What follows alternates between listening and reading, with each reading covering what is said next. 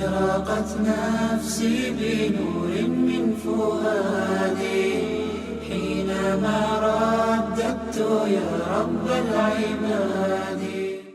بسم الله الرحمن الرحيم. إن الحمد لله نحمده ونستعينه ونستغفره ونعوذ بالله من شرور أنفسنا وسيئات أعمالنا. من يهده الله فلا مضل له ومن يضلل فلا هادي له. أشهد أن لا إله إلا الله وحده لا شريك له وأشهد أن محمدا عبده ورسوله. اللهم صل على محمد وعلى آل محمد كما صليت على إبراهيم وعلى آل إبراهيم إنك حميد مجيد. اللهم بارك على محمد وعلى آل محمد كما باركت على إبراهيم وعلى آل إبراهيم إنك حميد مجيد. أما بعد فإن أصدق الحديث كتاب الله وخير الهدي هدي محمد صلى الله عليه وسلم وشر الأمور محدثاتها فإن كل محدثة بدعة وكل بدعة ضلالة وكل ضلالة في النار. Alhamdulillah kita bisa ketemu lagi untuk melanjutkan tentang kajian berbakti dan berbuat baik kepada kedua orang tua. Jadi sudah sampai kepada kita penjelasan tentang larangan durhaka dan bersikap buruk ya kepada kedua orang tua ya, karena sudah jelaskan itu ada termasuk dosa-dosa besar yang pelakunya diancam ya dengan siksaan, dengan dimasukkannya ke dalam neraka. Bahkan jikalau ada orang yang durhaka kepada kedua orang tua, maka kelak di hari kiamat Allah tidak akan mau memandang, tidak akan mau menerima ya orang tersebut. Ya sebagaimana sudah dijelaskan. Kemudian juga sudah dijelaskan di antara bentuk durhaka kepada orang tua adalah mencela, mencaci, melaknat, ya memandang rendah kedua orang tua, baik ia diucapkan, dilakukan secara langsung kepada kedua orang tuanya atau dengan sebab yang lain, yaitu dia mencela, mencaci ya orang tua seseorang, lalu orang tersebut membalas dengan mencaci, mencela, merendahkan ya kedua orang tua. Maka juga termasuk ya salah satu di antara sikap ya durhaka dan ya sikap buruk ya kepada kedua orang tua. Adapun sekarang akan dijelaskan di sini di antara bentuk durhaka dan bersikap buruk kepada kedua orang tua adalah jika ada seorang anak itu mengaku-ngaku ayah, mengaku-ngaku ibu ya pada orang lain. Jadi jikalau ada orang mempunyai ayah misalnya bernama A, lalu karena sesuatu hal dia tidak menyukai A ini menjadi ayahnya, lalu dia kemudian menisbahkan dirinya ya menasabkan dirinya kepada si C misalnya. Atau ketika ya dia memiliki hubungan nasab ya dengan seseorang yang dipandang, yang dianggap rendah dari sisi apapun ya, kemudian karena dia merasa malu, dia merasa sungkan, dia minder, maka kemudian dia merahasiakan, dia tidak mau menyebutkan bahwa dia adalah anaknya si fulan atau anak seseorang ya, karena dianggap orang tuanya itu tidak memiliki kemuliaan. Nah, hal ini sebagaimana telah disebutkan oleh Rasulullah di dalam beberapa dalil. Di antaranya adalah hadis yang diriwayatkan dari Abu Dzar Al-Ghifari radhiyallahu an, bahwasanya ia pernah mendengar Rasulullah sallallahu alaihi wasallam bersabda, "Laisa min rajulin idda'a li ghairi abihi wa huwa ya'lamuhu illa kafar, wa man idda'a ma laysa lahu falaysa minna wal yatabawwa maq'adahu minan nar, wa man da'a rajulan bil kufri aw qala adu Allah wa laysa kadzalika illa hara alaihi." Tidaklah seseorang itu mengaku-ngaku kepada selain ayahnya padahal ia mengetahuinya, melainkan ia telah kafir. Barang siapa yang mengaku-ngaku sesuatu yang ia tidak miliki maka ia bukan termasuk golongan kami, dan hendaklah ia mempersiapkan tempat duduknya, tempat tinggalnya dari api neraka. Dan barang siapa yang menuduh seseorang dengan kekafiran, atau ia berkata, wahai musuh Allah, padahal ia tidak begitu, tidak seperti yang dituduhkan, melainkan tuduhan itu akan kembali kepadanya. Ya, jadi dalam hadis ini yang kita ambil adalah bagian pertama, laisa min rajulin idda'a li ghairi abihi wa huwa ya'lamuhu illa kafar. Jadi dikatakan tidaklah seseorang itu mengaku-ngaku kepada selain ayahnya, ya. Jadi bukan ayahnya yang diaku sebagai ayahnya, sedangkan ayahnya dia tidak aku sebagai ayahnya. Ya wa huwa ya'lamuhu, padahal dia tahu siapa ayahnya dan siapa yang diaku-aku sebagai ayahnya, illa kafara, melainkan dia telah kafir. Berkata Syekh Salim bin Aid Al-Hilali hafizahullah, ya, dia mengatakan dalam kitab Bahzatun Nazirin, dia menafsirkan hadis yang barusan dibaca, diharamkan menafikan diri dari nasab yang sudah diketahui dan mengaku-ngaku bernasab kepada selainnya. Jadi hukumnya haram orang yang menafikan, yang menolak, yang meniadakan diri itu dari nasab yang sudah diketahui. Ayahnya adalah namanya Sufyan, ya, kemudian dia tidak mau dinasabkan kepada Sufyan karena sesuatu hal, bahkan kemudian ia mengaku-ngaku bernasab kepada yang lainnya, ya, padahal dia bukan ayahnya dan dia tahu itu. Hadis kedua dari Ali bin Abi Thalib radhiyallahu an, dari Rasulullah sallallahu alaihi wasallam. Ya, beliau bersabda, "Wa man nidda'a ila ghairi abihi aw intama ila ghairi mawalihi fa alaihi la'natullahi wal malaikati wan nasi ajma'in. La yaqbalullahu minhu yaumal qiyamati sarfau wala adlan." Dan barang siapa yang mengaku-ngaku kepada selain ayahnya atau bekerja kepada selain majikannya, maka baginya laknat Allah, laknatnya para malaikat dan manusia seluruhnya.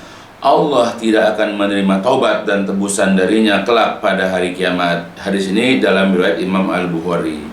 Nah, jadi di situ Rasulullah SAW yang menegaskan bahwa siapapun orang yang mengaku-ngaku kepada selain ayahnya, kepada selain bapaknya, jadi dia bernasab bukan kepada bapaknya, bapak kandungnya, tapi kepada orang lain yang diaku-aku, maka dia mendapatkan laknat Allah, laknatnya para malaikat dan laknatnya manusia seluruhnya. Dan kelak di hari kiamat yang namanya sorfan wala adlan, taubat dan tebusannya itu tidak akan diterima oleh Allah Subhanahu wa taala. Nauzubillah. Begitu juga hadis selanjutnya dari Sa'ad bin Abi Waqqas radhiyallahu an, bahwasanya Nabi sallallahu alaihi wasallam pernah bersabda, "Man idda'a ila ghairi abihi wa huwa ya'lamu annahu ghairu abihi fal jannatu alaihi haramun." Barang siapa yang mengaku-ngaku pada selain ayahnya sedangkan ia mengetahui bahwa ia bukan ayahnya, maka diharamkan surga itu baginya. Masih hadis dalam riwayat Bukhari dan yang lain-lainnya. Ya, jadi dalam hadis ini bertegaskan lagi. Jadi siapapun orang yang mengaku-ngaku kepada selain ayahnya, dia mengakui bahwa seseorang yang bukan ayah kandung itu adalah merupakan ayahnya, yang ia menasabkan diri kepada orang tersebut dan dia tahu itu bukan ayahnya, maka orang seperti ini diharamkan kelak masuk ke dalam surga. Nauzubillah. Dari Ibnu Abbas radhiyallahu anhuma berkata, telah bersabda Rasulullah sallallahu alaihi wasallam. Kata Rasulullah, "Man intasaba ila ghairi abihi aw tawalla ghaira mawalihi fa alaihi laknatullah wal malaikati wan nasi ajma'in." Barang siapa yang bernasab kepada selain ayahnya atau ia mengabdi kepada selain majikannya, maka ia akan dilaknat oleh Allah, dilaknat oleh para malaikat dan manusia seluruhnya. Ya, jadi orang bernasabkan ya kepada selain ayahnya. Begitu juga dalam hadis yang lain dari Abu Hurairah radhiyallahu an, dari Nabi sallallahu alaihi wasallam, bahwasanya beliau pernah bersabda, "La targhabu an abaikum faman ragiba an abihi fahuwa kufrun. Janganlah kalian membenci ayah-ayah kalian, karena barang siapa yang membenci ayahnya, maka berarti ia telah berbuat kufur. Ya, jadi jangan kebencian kita kepada ayah kita, lalu kemudian kita tidak mau bernasab. Ya, banyaklah sahabat-sahabat Nabi dulu. Umar bin Khattab adalah orang kafir, tetap Umar menyandingkan nama ayah bin Khattab. Begitu juga istri Nabi, ya, Safiyah binti Huyai. Huyai itu adalah orang Yahudi yang mati dalam keadaan kafir, dan masih banyak lagi yang lain. Ya, jadi walaupun dia kafir, walaupun dia misalnya dalam kehidupannya menyengsarakan dia, jadi ketika dia lahir ditinggalkan oleh ayahnya dan tidak diurus, maka tetap dia wajib menasabkan dirinya kepada ayahnya. Ya, jangan karena kebencian kemudian dia menolak bernasab kepada ayahnya. Berkata Syekh Salim bin Aid al-Hilali hafizahullah, diharamkan bernasab kepada selain ayah yang disertai dengan mengetahui keadaan mereka. Barang siapa yang berbuat seperti itu, maka berarti ia telah kufur dengan kekufuran yang dapat memindahkan atau mengeluarkannya dari agama.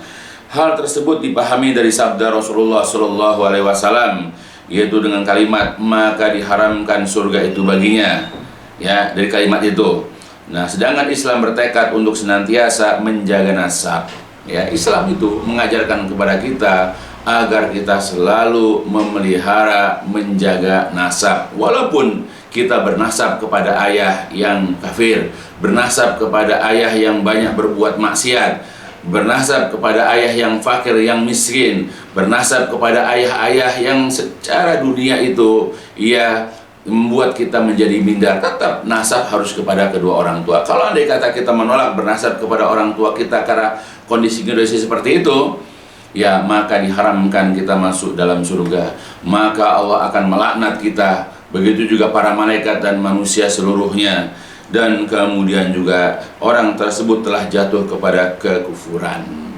Ya, apalagi ya dalam Al-Quran sendiri Allah Subhanahu wa Ta'ala ya telah memerintahkan ya kepada kita ya di dalam Al-Quran surat Al-Ahzab ya surat ke-33, A'udzu billahi minasyaitonir rajim. Ud'uuhum li'abaihim huwa aqsatu indallah. Di dalam surat 33 ayat 5 di situ dikatakan ud'u, panggillah, serulah mereka itu li'abaihim, kepada ayah-ayah kandung mereka. Huwa, pemanggilan ya kepada nama bin ayah itu ya, itu adalah aqsatu, lebih adil, indallah, di sisi Allah. Jadi jikalau kita memungut anak, kita mengadopsi seorang anak, tidak boleh anak angkat kita itu lalu kita nasabkan kepada diri kita. Ya, jadi kita ya mengambil anak lalu mengadopsinya, lalu kemudian anak tersebut kita nasabkan kepada diri kita. Tidak boleh. Kita tetap menasabkan anak tersebut kepada ayah kandungnya. Begitu juga seorang anak, ya tidak boleh karena kebencian kepada ayahnya kemudian dia menolak bernasab kepada ayahnya dan dia lebih suka dinasabkan kepada ayah-ayah angkatnya atau kepada ya orang-orang yang dia kagumi, kepada orang-orang yang selama ini membantu dia. Maka ini adalah perbuatan kufur, maka ini adalah perbuatan durhaka kepada Allah Subhanahu wa Ta'ala, karena kedurhakaannya ya kepada kedua orang tua, ya kepada ayahnya khususnya, ya yaitu menolak nasab kepada ayahnya. Maka ini termasuk perbuatan durhaka kepada kedua orang tua. Ya, maka wajib ya bagi kita ya untuk tetap memelihara, menjaga nasab orang tua kita.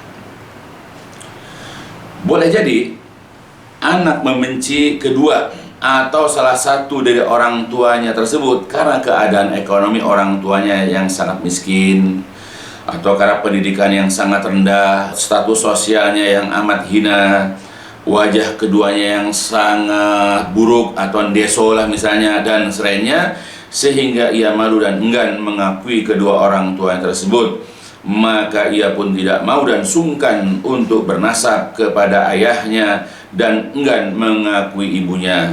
dan ia lebih suka dan menerima jika bernasab kepada orang lain, apalagi jika memiliki ayah atau ibu angkat yang memiliki pangkat yang lebih, berpendidikan tinggi, memiliki status sosial yang mulia dan lain sebagainya. Nah itu ya, atau mungkin ya karena kita sudah diangkat oleh seseorang dari sejak kecil sebagai anak angkat misalnya, maka ini tidak boleh ya terjadi pada diri kita.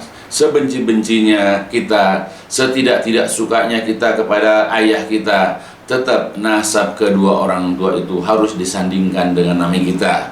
Kalau kita ini bernama misalnya Ubaidullah dan kita mempunyai ayah yang bernama Abdurrahman, maka kita tetap akan mengatakan Ubaidullah bin Abdurrahman. Jangan gara-gara tidak suka kepada ayahnya yang Abdurrahman itu, lalu kemudian dia bernasab kepada orang lain yang selama ini sudah dianggap sebagai ayah angkatnya, yang selama ini sudah banyak membantu dirinya, dan seterusnya. Maka tidak boleh. Ya, begitupun yang sering terjadi di masyarakat kita. Ya, banyak wanita-wanita ya ketika menikah selalu menyandingkan nama suami di belakang nama dirinya. Ya, sebagaimana kebiasaan orang-orang kafir, sebagaimana kebiasaan orang-orang barat. Misalnya ada seseorang yang bernama Maimunah misalnya. Ya, ayahnya misalnya bernama Abdullah, harusnya Maimunah binti Abdullah. Tapi begitu dia itu menikah dan mempunyai nama suami itu Mahmud misalnya, selalu menyandingkan Maimunah Mahmud, ya, selalu menyandingkan nama suaminya atau bahkan marga daripada suaminya.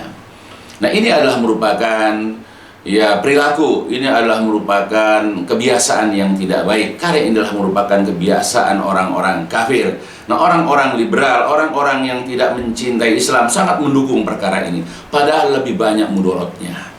Tadi jelas Allah mengatakan dalam Al-Quran surat 33, ud'uhum li'abaihim, panggillah mereka itu dengan nama ayah-ayah kandung mereka, karena itu adalah aqsat, lebih adil indallah, di sisi Allah. Jadi kita kembalikan.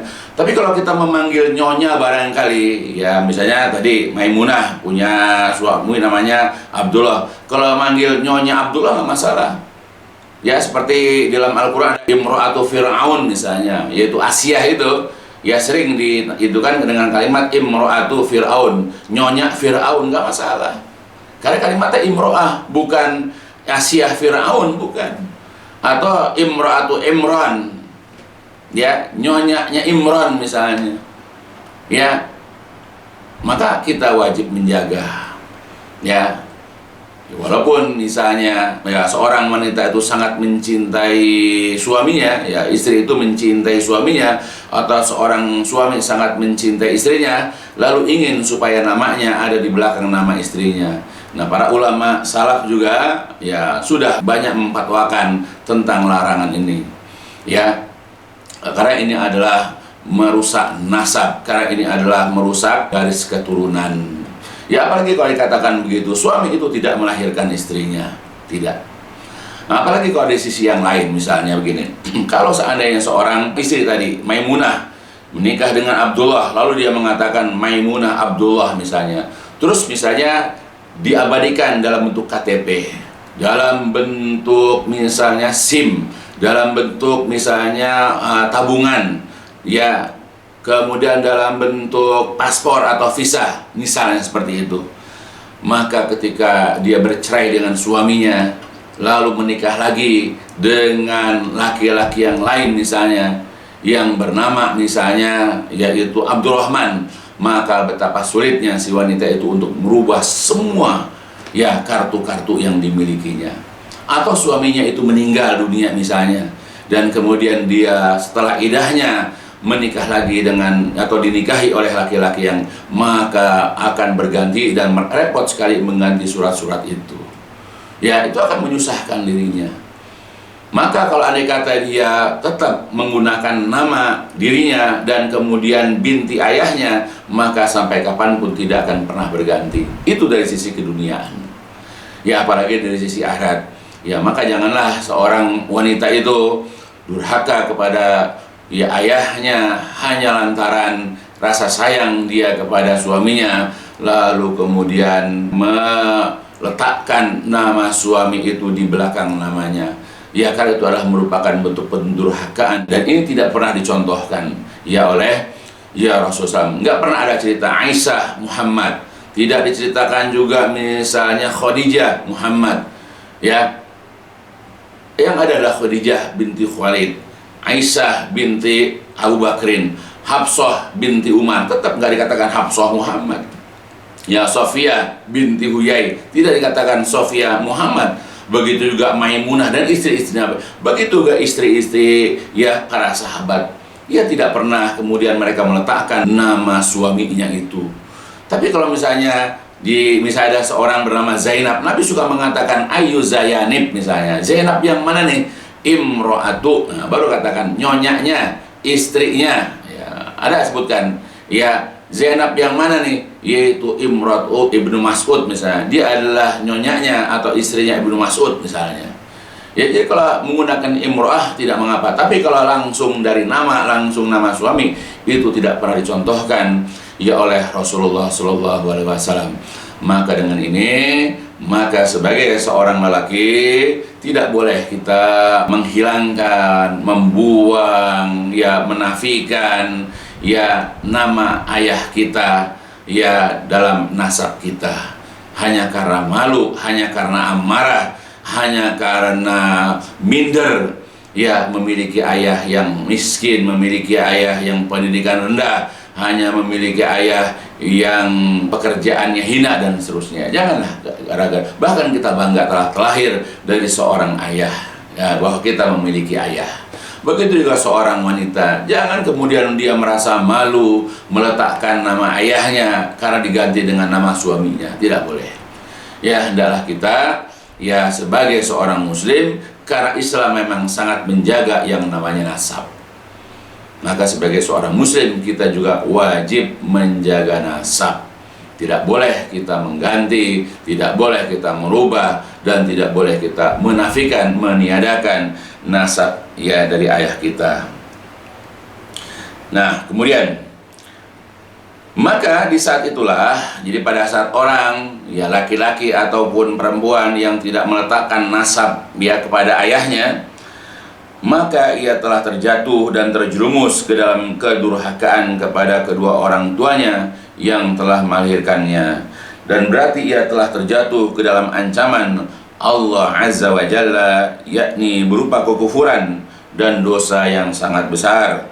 Tidak akan diterima taubat dan tebusan darinya kelak pada hari kiamat, dan ia akan dilaknat oleh Allah Ta'ala, oleh para malaikat dan seluruh manusia, dan ia pun akan diharamkan untuk masuk ke dalam surga. Ma'azallah.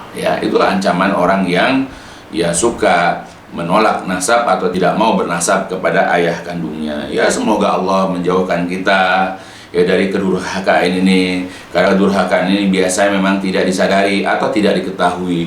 Mudah-mudahan dengan jelaskan begini, banyak di antara kaum muslimin yang menyadari, yang menjadi tahu tentang pentingnya menjaga nasab kepada orang tua. Mudah-mudahan dengan mendengarkan kajian di video ini bisa menambah pengetahuan, bisa menambah ilmu, dan kemudian berusaha untuk mengaplikasikan dalam kehidupan sehari-hari.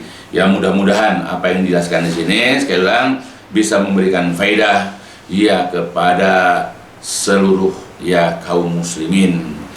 Dan diakhiri dengan alhamdulillahirabbil alamin, subhanakallahumma wa bihamdika asyhadu an la ilaha anta astaghfiruka wa atubu ilaik. لسوف أعود يا أمي أقبل رأسك